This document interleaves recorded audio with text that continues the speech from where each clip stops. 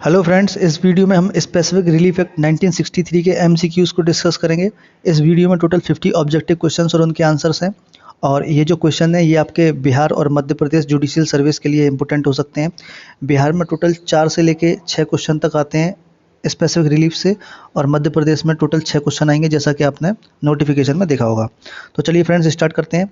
पहला क्वेश्चन है, specific relief act is an act. तो स्पेसिफिक रिलीफ एक्ट कैसा एक्ट है?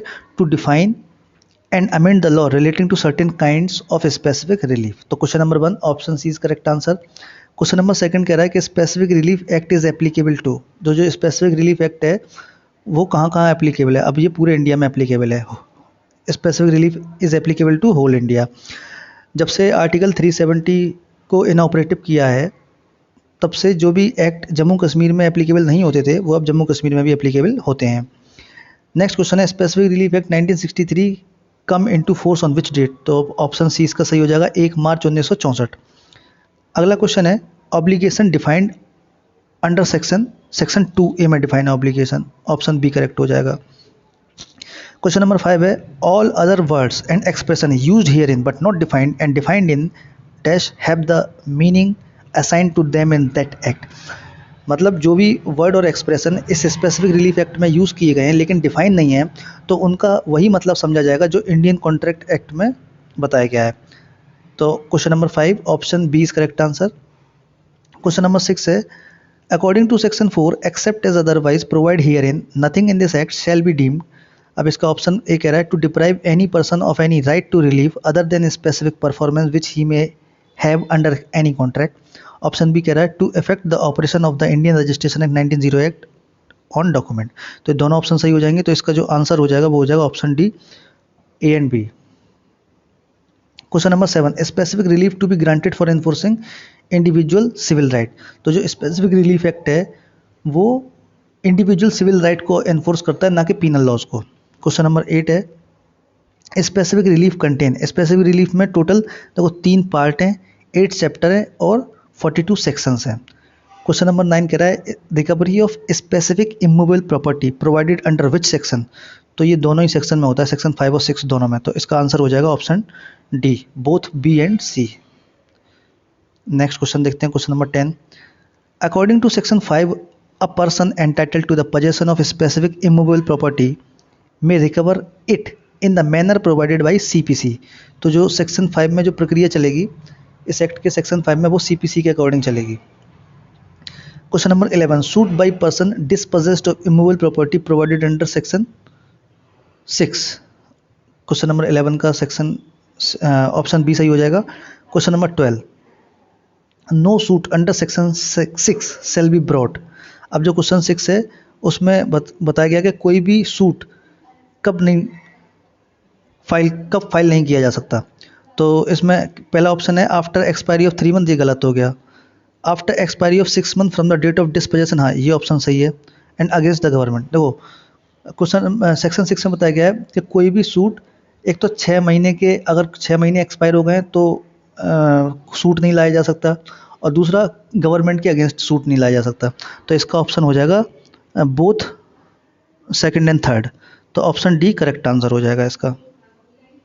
Question number 13, any person aggrieved by any order or decree passed in any suit instituted under section 6 can. अब देखो जो section 6 इसमें बताया गया है कि अगर कोई ऑर्डर या डिक्री पास की है किसी कोर्ट ने, तो उसका एक तो उसकी अपील नहीं हो सकती, लेकिन उसका रिवीजन हो सकता है, go in revision by high court. तो question number 13 option D correct हो जाएगा। Question number 14, clause 4 of section 6 is saving clause to which section?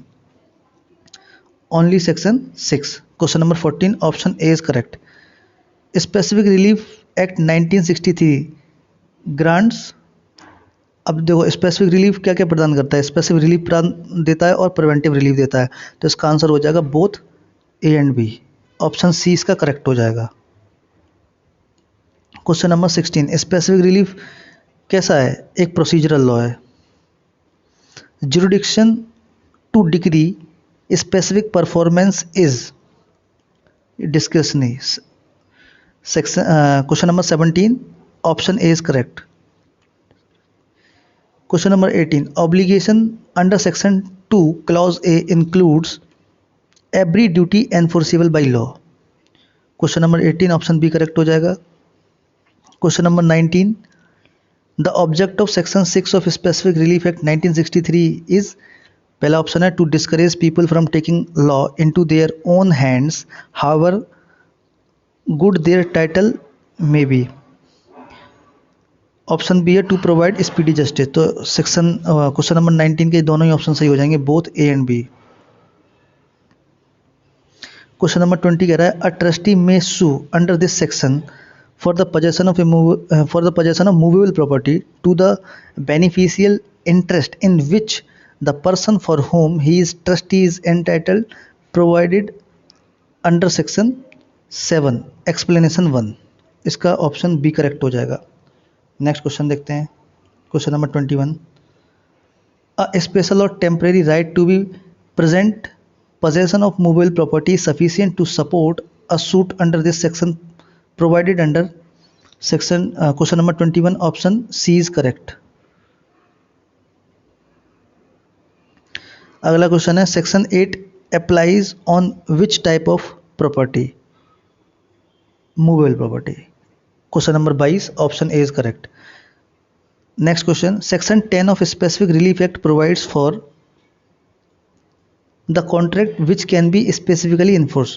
Question number 23 option A is correct. Specific performance of a contract. Next question है question number 24 specific performance of a contract will never be ordered if damage. Option B इसका correct answer हो जाएगा। Question number 24 option B is correct. अगला question है specific performance of a part of contract has been dealt with section 12। Section 12 में बताया गया है specific performance के बारे में। क्वेश्चन नंबर 26 कह रहा है section 9 of specific relief act 1963 provides for the defence which a person against whom the relief of specific performance. Option B इसका करेक्ट हो जाएगा। नेक्स्ट क्वेश्चन है the circumstances under which a perpetual injunction can be granted have been enumerated under section 38। option C is correct। question number 27 option C। question number 28 specific performance of contract means। इसका पहला option पढ़िए आप actual execution of the contract according to this stipulation and terms. तो इसका पहला ही option सही हो जाएगा। 28 option A is correct. The basis of question number 29 the basis of specific relief is law of equity। question number 29 A is correct answer। question number 30 the instrument may be rectified if there is mutual mistake of the parties। question number 30 option C is correct। question number 31 specific performance of any contract is granted। इसका option देखिए C at the discretion of the court। Question number 31 option C is correct. Next question 32 है rescission of the contract may be allowed if. Question number 32 option D is correct. देखिए इसमें आप पहला option पढ़िए where the contract is voidable at the instance of the plaintiff और option B है when the contract is void. तो इसके दोनों ही ऑप्शन सही हो जाएंगे। एक minute A and B. Next question question number 33 section 31 of specific relief act 1963 is relates to cancellation of instrument. Option B is correct. Question number 34 ground for refusing specific performance of contract. तो क्या ground है specific performance को refuse करने के लिए। When the compensation is an adequate relief, when the contract depends upon personal qualification of the party, contract requires constant supervision by the court। तो ये सारे ऑप्शन सही हो जाएंगे। ऑल ऑफ द अबव इसका आंसर हो जाएगा। Question number 34 answer D. Question number 35 the relief provided under specific relief is. जो स्पेसिफिक रिलीफ एक्ट में जो रिलीफ प्रोवाइड की जाती है वो स्टैचुरी होती है। Question number 35 option C is correct. Next question 36 Which of the following contract cannot be specifically enforced as per the provision of section 14 of Specific Relief Act। तो इसका जब आप ऑप्शन सी देखेंगे contract which is determinable in its nature। Question number 36 option C is correct. Next question question number 37 any person suing for the specific performance of a contract for the transfer of immovable property may in an appropriate case ask for। Question number 37, इसका देखेंगे आप, दोनों statement को पढ़िए। Possession और partition and the separate possession of the property in addition to such performance, ये सही है। नेक्स्ट ऑप्शन है refund of any earnest money और डिपॉजिट पेड और made to him in case his claim for specific performance, दोनों ही option सही हैं। तो क्वेश्चन ऑप्शन सी हो जाएगा इसका, both A and B. Question number 37 option C is correct. Next question, specific performance of contract to build or repair can be ordered। Question number 38, इसमें आप पहला ऑप्शन पढ़िए, where the plaintiff has a substantial interest in the performance of the contract and he cannot be compensated adequately in damages। तो question number 38 option A is correct. Question number 39, a relief of injunction may be refused on the ground of, देखिए इसके तीनों ही option सही हैं, तो इसका हो जाएगा option D, all of the above. Question number 40, question number 40 कह रहा है specific performance of any contract may be ordered where. पहला ऑप्शन पढ़िए इसका, there exist no standard for ascertaining actual damages by non performance of the act to be done. तो इसका question number 40 का option A correct हो जाएगा। Question number 40 option A is correct answer. Question number 41, a court may deny a specific performance on an of an agreement to sell an immovable property if. पहला option गलत हो जाएगा, consideration is inadequate, contract is, ये भी गलत हो जाएगा। Option C देखिए, the performance of the contract would involve some hardship on the defendant which he did not foresee and non performance would involve no such hardship। Option C is correct। Question number 41 option C is right answer। Question number 42, the relief of injunction cannot be granted। अब जो relief है injunction के लिए वो कब नहीं दी जा सकती, when equally when the plaintiff, ये सारी ऑप्शन इसमें सही हैं। इन तीनों ही पॉइंटों में जो रिलीफ है इंजंक्शन की वो नहीं दी जा सकती। अगला क्वेश्चन देखते हैं 43, an injunction granted during the pendency of a suit under section 37 of Specific Relief Act 1963 is known as, इसको कहते हैं temporary injunction. Question number 43 option C. Question number 44, the period of limitation for filing a suit for specific performance is 3 years from the date fixed for performance। 44 option A is correct answer. Question number 45, which of the following section deals with personal bar to the remedy of specific relief। तो 45 का हो जाएगा option सी, section number 16 में बताया गया है। 46 है, a temporary injunction can be granted to a party establishing a prima facie case in his favor, ये सही है। balance of convenience in his favor, तो इसका देखो ऑप्शन डी हो जाएगा, ऑल ऑफ द अबव। ये तीनों ही कंडीशन में टेम्परेरी इंजंक्शन पार्टी को मिल सकता है। Question number 47, according to explanation of section 8 the court shall in respect of any article movable, ये मूवेबल लिखा हुआ है यहाँ पे थोड़ा सा, movable property under clause B और C of section 8 the burden of proof lies on, ये डिफेंडेंट पे आता है burden of proof. Question number 47 option B is right answer। Option B is right answer।